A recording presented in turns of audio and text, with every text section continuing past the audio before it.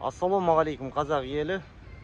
Құтты болсын. Бүгін Ермек Нарымбай ағамыз Абақтыдан шықты. Қуанып жатырмыз.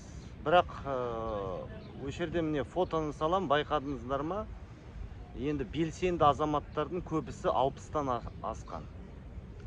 Бізге қазір Қазақстанға жас 50-ге дейін, 55-ке дейін ем болмаса, осы 25-тен бастап бізге жас қазақ тілді оппозиция керек. Байқадыңыздар ма? Байқадыңыздар ма? Бізде белсенді оппозиция көбісі орыс тілді. Қазақ тілді оппозиция сымақтар тез сатылып кететті.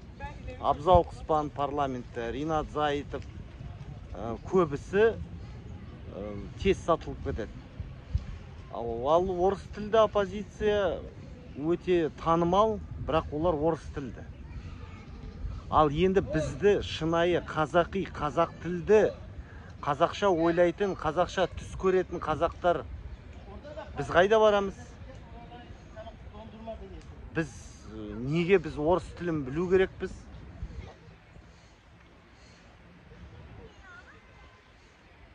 Соны бір ойлау керек, достар.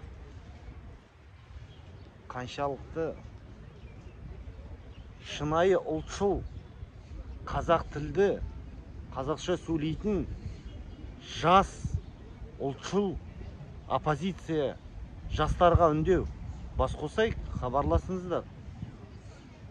Білмеймін енді, басқа айтпесе бізді қайтадан сол орыс тілділер басқарады.